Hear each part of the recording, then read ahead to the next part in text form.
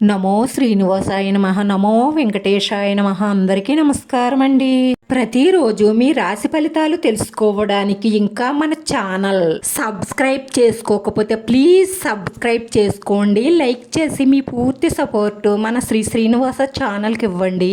ఈ వారం రాశి ఫలితాలలో గోచార్య రీత్యా వృషభ రాశి వారు ఎటువంటి శుభాశుభ ఫలితాలను పొందుతారో తెలుసుకోవడానికి ఈ మన వీడియోని ఎక్కడా మిస్ అవ్వకుండా చివరి వరకు చూడండి. ఈ వారంలో మీ జీవితంలోకి ఒక స్త్రీ ఎంట్రీ ఇవ్వబోతుంది.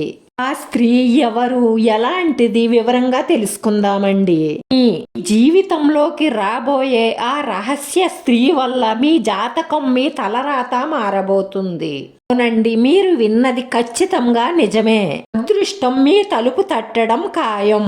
ఇంతవరకు మీరు పడ్డ కష్ట నష్టాలు, అవమానాలు, మనస్ఫూర్తిగా నమ్మిన వాళ్లే చేసిన మోసాలు, వీటన్నిటికీ సమాధానం దొరికే సమయం వచ్చేసింది.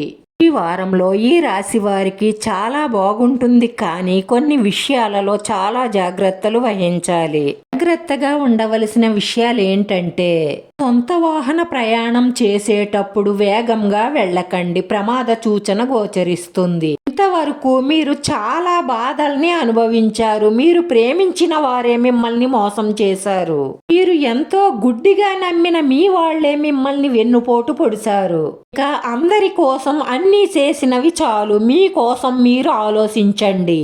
మీరు ఎప్పటి నుంచో కోరుకుంటున్న ఒక కోరిక శుభవార్త రూపంలో వస్తుంది. అది వినగానే మీరు ఎగిరి గంతేస్తారు. కళల పట్ల ఆసక్తి ఉన్న వారికి ఇది చాలా మంచి సమయం. మీ కళలకు మంచి గుర్తింపు, పేరు ప్రతిష్టలు పెరుగుతాయి. దాంపత్య జీవితంలో కొన్ని ఒడిదుడుకులు వచ్చే అవకాశాలు ఉన్నాయి కాబట్టి అపావేశాలకు లోను కాకుండా ఓపికగా ఉండడమే మంచిది.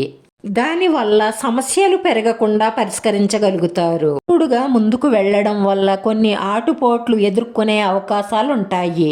అన్నీ నాకే తెలుసని సొంత నిర్ణయాలు తీసుకోకండి. మీ మేలు కోరే పెద్దలతో ఆలోచించి మంచి నిర్ణయాలు తీసుకోవడం వల్ల ప్రతి దానిలోనూ విజయం సాధించి ప్రగతిని సాధిస్తారు.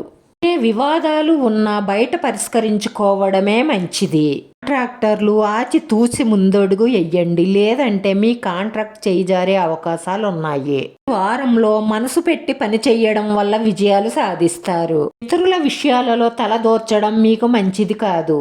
మీరు మంచి చేద్దాము అనుకున్నా అది వాళ్లకు చెడ్డే అవుతుంది. వీళ్లకు కుటుంబంలో అవరోధాలు ఏర్పడే అవకాశాలు ఉన్నాయి కాబట్టి మీరు ప్రశాంతంగా ఉండడానికే ప్రయత్నించండి. ఎవరైనా మీపై కోపపడినా మీరు మౌనంగా ఉండడం వల్ల ఆ సమస్య పెరగకుండా ఉంటుంది. ఆ మాట అనుకోవడం వల్ల మనశ్శాంతి కోల్పోవడం తప్ప తప్పేదేమీ ఉండదు. ప్రేమికుల మధ్య కూడా చిన్న చిన్న సమస్యలు వస్తాయి. శాంతంగా పరిష్కరించుకోండి.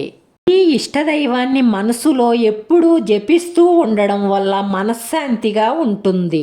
ఈశ్వరుణ్ణి దర్శించుకొని మీకు వీలుంటే రుద్రాభిషేకం చేయించండి.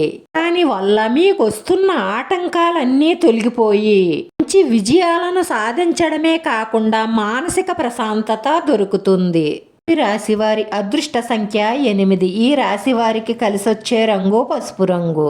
వీడియో నచ్చితే లైక్ చేయండి. మీ లైక్ మాకు ఎంతో విలువైంది. మీరు లైక్ చేయడం వల్ల ఈ వీడియో కొంతమందికి చేరుతుంది. మన శ్రీనివాస ఛానల్ని ఆదరించండి. అందరికీ ధన్యవాదాలండి. నమో వెంకటేశ్వరాయ నమః.